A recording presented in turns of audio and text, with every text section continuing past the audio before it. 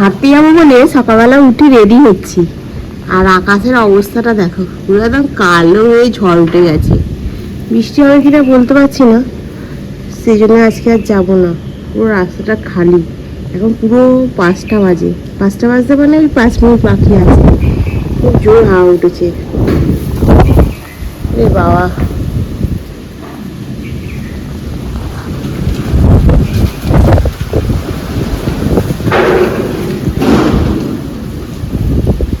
টিনগুলোতে এমন আওয়াজ হয়, মনে হয় যেন কিনাকি হচ্ছে। গুড মর্নিং বন্ধুরা, কেমন আছো তোমরা সবাই? আশা করছি তোমরা সকলে খুব ভালো আছো, আমিও বেশ ভালো আছি।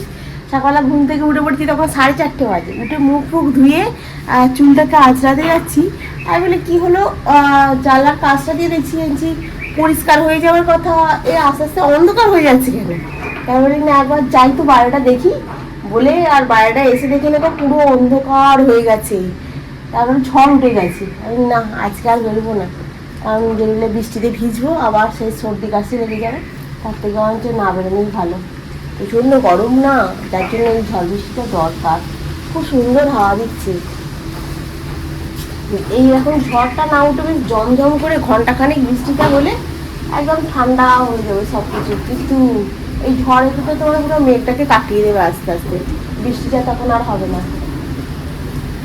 হাওয়াটা খুব জোর উঠছে, হাওয়াটার একটা আওয়াজও হচ্ছে গো করে, কিন্তু হাওয়াটাকে মেঘটাকে কাটিয়ে দিচ্ছে, বৃষ্টিটা আর হবে না। ওই জন্য হাওয়াটা বন্ধ হয়ে গিয়ে যদি এখন ঘু করে বৃষ্টিটা আসে, তাহলে পুরো ঠান্ডা হয়ে যাবে আমাদের নিচটার থেকে, এই ঠান্ডা থেকে পুরো রাস্তাটাকে আলো দেবো তো।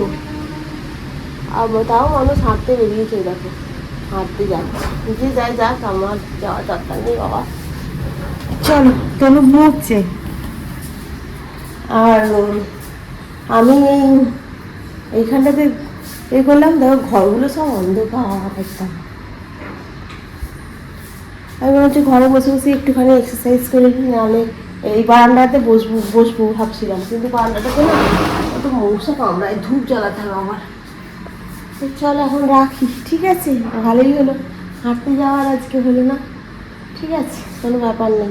এসছে, বাহ, ভাবছিস যাইনি হাঁটতে, হেভি জোর এসছে।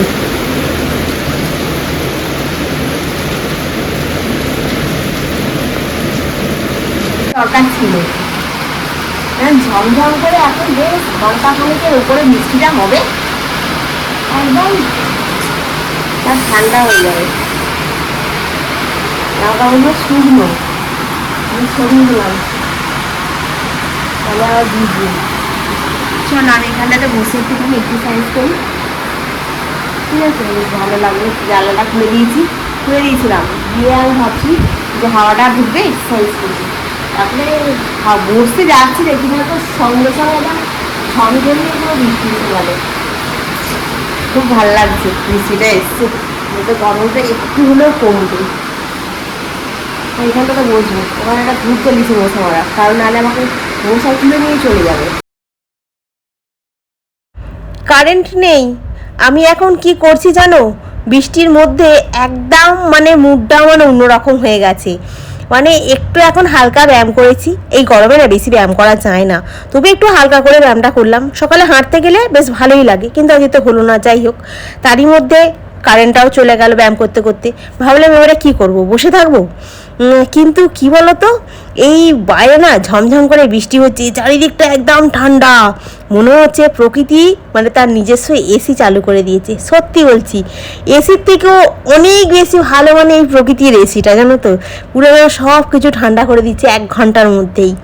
কিন্তু যতই ভালো লাগুক, সংসারে তো কাজ তো আর থেমে থাকবে না, তাই ভাবলাম চলো কাজটাকে শুরুই করে দিই। এখন প্রথমে বিছানাটাকে ঝুড়িয়ে পরিষ্কার করলাম, তারপর তনুকে বললাম ওই ঘর থেকে এসে এই ঘরে পড়তে বস, কারণ ও ঘরে না জানলা দিয়ে বড্ড ঝাপটা আসে, জানো তো বৃষ্টির।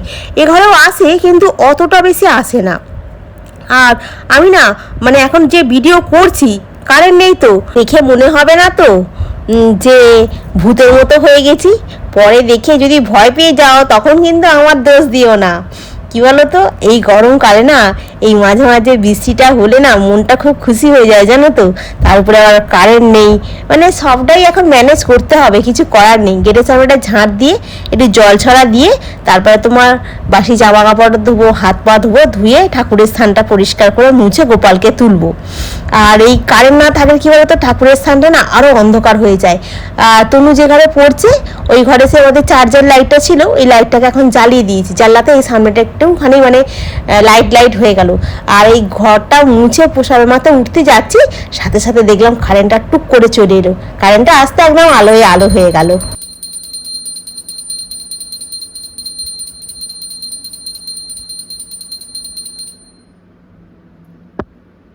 আর এই গোপালকে সেবা দিয়ে এখন তোমার এসছি রান্নাঘরে। এখন 2 কাপ চা বসাবো। চায়ের সাথে না যে বিস্কুটটা নিয়ে এসেছিলাম নোনতা বিস্কুটটা, ওটা না ফুরিয়ে গেছে জানো তো, মাত্র 4টে পড়ে আছে। এবার তনু বলছে তুমি এক কাজ করো, একটু পাঁপড় ভাজো। বলে ওই এয়ার ফ্রায়ারটা বার করে পাঁপড়টাকে ভাজতে দিয়েছি জানো তো, পাঁপড়টা ভাজা হচ্ছে। এই ইলেকট্রিক গ্যাজেটগুলো না না ইউজ করলে কি বলতো খারাপ হয়ে যায়। ফার্স্ট কথা, যখন আমরা চিকেন খাচ্ছিলাম তখন ওই মানে ওই এয়ার ফ্রায়ারটা নিয়ে এসেছিলাম যে ওই তন্দুরি চিকেন এটা ওটা করে খাবো বলে, কিন্তু কালক্রমে আমাদের চিকেন খাওয়া বন্ধ হয়ে গেল।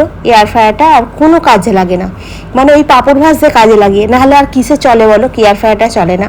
মানে এইটা কেনা আমার পুরোটাই ফালতু হয়ে গেল। এক এক সময় না ভাবি যে এইসব জিনিসগুলো কিনে শুধু শুধু খালি পয়সা জাম করা। তনুকে বললাম দেখ, তখন তুই লাফিয়ে কিনলি, আমার জন্মদিনে উপহার দিলি তুই নিজের পয়সা জমি জমি, কিন্তু এটা কি কাজে লাগলো বল, তুই চিকেন খেলি না, চিকেন খাওয়া বন্ধ করে দিলি। তাহলে এই যে চিকেন তন্দুরি ফন্দুরি করার জন্য এই এয়ার ফ্রায়ারটা, এর থেকে যদি ধরো একটা ওটিজি কিংবা মাইক্রোওভেন কিনতাম, তাতে কি বলতো খাবার দাবার গরম করতে পারতাম, কিন্তু এটাতে কি হবে, কোনো কাজেই লাগবে না। ইলেকট্রিক গ্যাজেট কি বলতো বেশি দিন ফেলে রাখলে না আস্তে আস্তে নষ্ট হয়ে যায় জানো তো। একটা আমি জুসার কিনেছিলাম, ভেবেছিলাম ফলের জুস টুস করে অনেক কিছু করে খাবো, সেও আর জুস করা হয় না, সেটাও পড়ে রয়েছে। ওটা ইলেকট্রিক না, ওটা হাত দিয়ে টেনে টেনে করে, হ্যাঁ ওইটা পড়ে রয়েছে। তারপরে তোমার এই এয়ার ফ্রায়ারটা, মানে এরাম করে করে না অনেক জিনিস আছে যে জিনিসগুলো আমার আর কোনো কাজে লাগে না জানো তো। এক এক সময় ভাবি যে সব ফালতু জিনিসগুলোকে কিনে খালি পয়সা নষ্ট করেছি আমি, তখন 2-1 টাকা ইনকাম করেছি আর খালি নষ্ট করেছি। আর এই পাঁপড় ভাজা আর এই চা নিয়ে যাচ্ছি এখন। না তুই আমারটা পড়ে গেছিস সব নেই, না যা যাবে না, কে তো আমার ছাড়া কি আর বুঝবি নাকি, হ্যাঁ আমি একটা জিনিস কিনলে ওকে সেটা পড়তেই হবে। না তুই তোরটা পুকুরে যা, আমারটা রেখে দিয়ে যা, তোকে ভালো লাগছে না, ঢোল ঢাপ্পা লাগছে।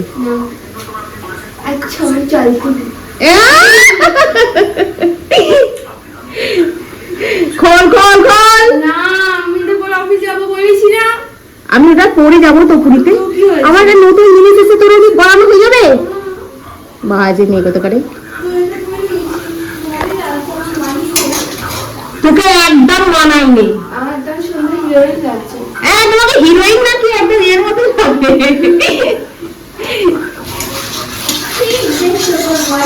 হ্যাঁ চমনি পরে একদম দেখাতে চলে এসেছে রান্নাঘরে। এখানে আমার হয়ে গেছে কুমড়ো শাক, এখানে হয়ে গেছে। আর এই যে আমি একটা খবর শুনছি, খবরটা সবসময় বন্ধ করো। এই যে পরিবার খেতে দিয়ে দিই, আর টিফিনটা হচ্ছে তোমার ভাবছি একটু নুন সুজি বানিয়ে দেবো, মানে টিফিনে কি বানাবো। আর আজকে তো সকালবেলা যা হলো বাবা, হেভি সুন্দর, একদম ঠান্ডা ঠান্ডা হয়ে গেছে। বাসন পড়েছে, বাসনগুলো মাজবো, আম শশা সব কেটে বার করে রেখেছি, সব ওইগুলো গুছিয়ে কেটে নিই, ওটাকে খেতেটা দিয়ে দিই ছট করে। আর এখানে এই যে আমার এক হাড়ি ভাত হয়ে গেছে, ভাত এই হাড়িটা আমাদের ভাত কোথায় থাকবে, আবার গরম, এই ভাতটা পারবো বেড়ে আর ওকে দেবো, তাও আমাদের বেশি হয়ে যায়। কালকে তো আমি পান্তা ভাত খেয়েছি, পরশু দিনকে এতগুলো ভাত বেশি হয়ে গেছিলো, রেখে দিয়েছি। তারপরেও মোটা হচ্ছি, তারপরেও রোগা হচ্ছি না।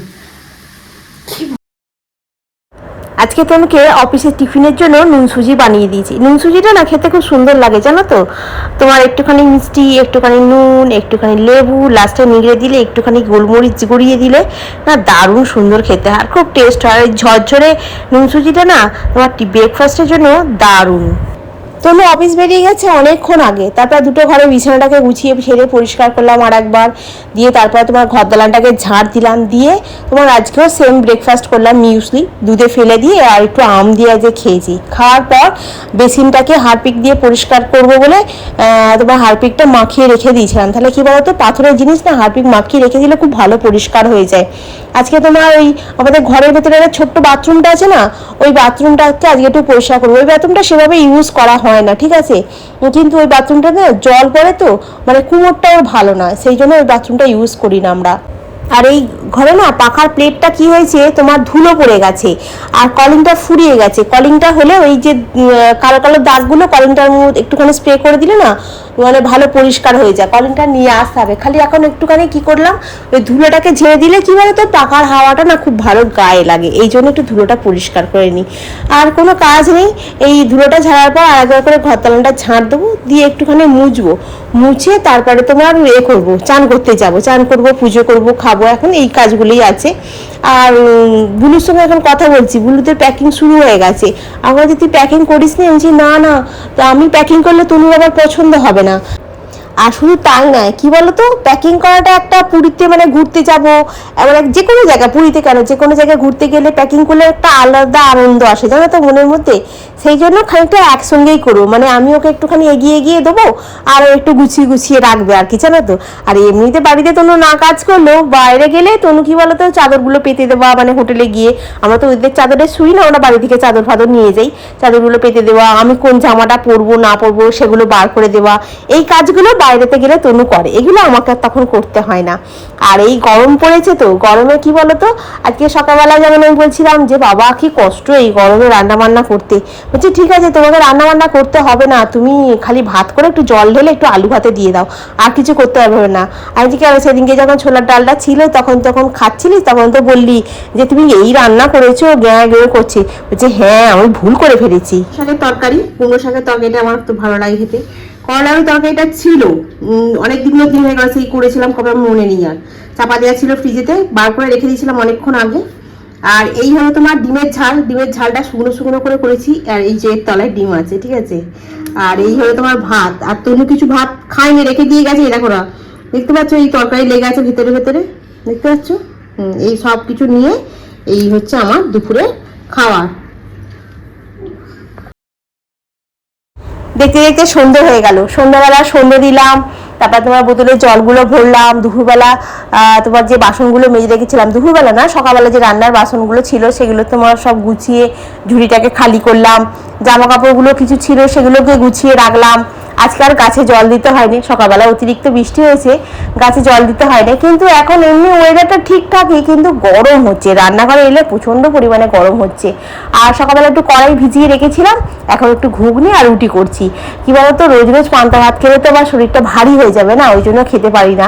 কি বলতো, পান্তা ভাত খেতে না খুব ভালো লাগে, বেশ চপ দিয়ে আলু সেদ্ধ দিয়ে পেঁয়াজ কাঁচা লঙ্কা দিয়ে দারুণ জমে যায় আর কি।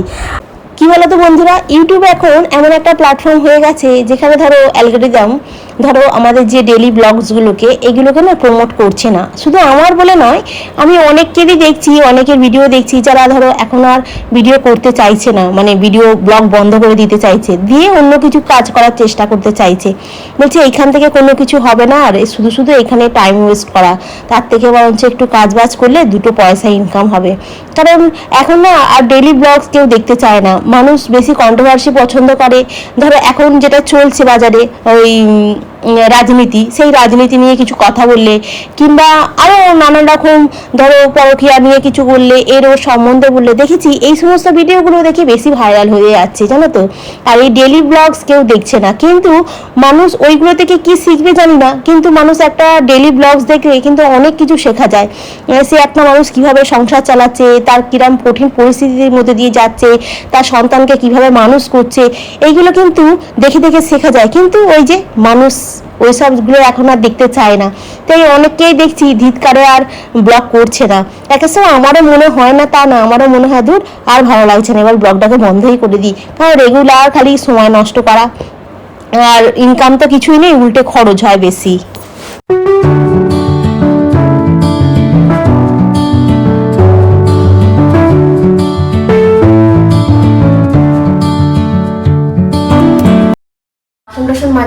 গ্যাস পরিষ্কার হয়ে গেছে, খাওয়া দাওয়া রেডি আছে, তনু এসে পড়েছে।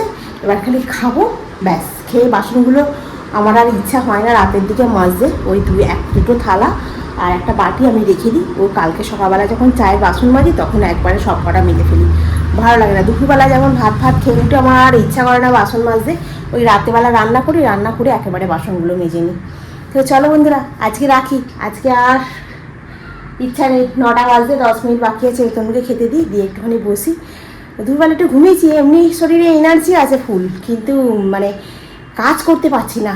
হ্যাঁ মানে সকালবেলা তো বৃষ্টি হলো মনে করো, দুপুরবেলাটা পর্যন্ত ঠিক ছিল। এই এখন রান্না করলাম না, পুরো একদম ঘেমে গেছি।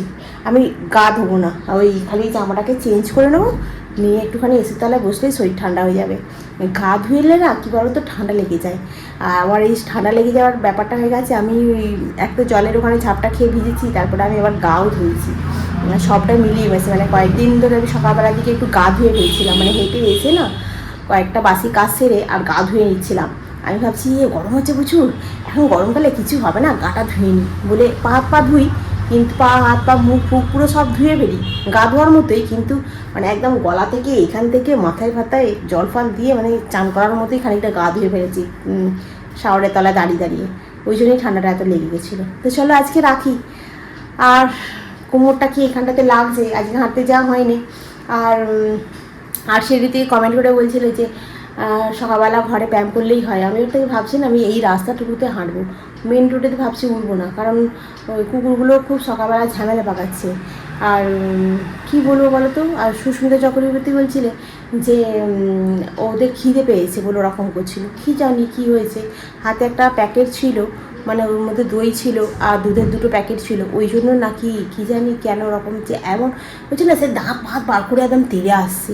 মানে দেখে খুব ভয় পেয়ে গেছি, একদম বুকের ভেতর দড়াস করছে। আমি তো গলা মানে ফাটিয়ে চিৎকার করেছি, করতে সব লোক একদম ছুটে চলে এসছে।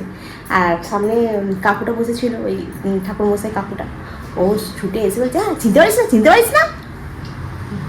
তো চলো আজকে রাখি, কালকে আবার তোমাদের সঙ্গে দেখা হবে। তোমরা খুব ভালো থেকো, সুস্থ থেকো, খুব সাবধানে থেকো। Good night.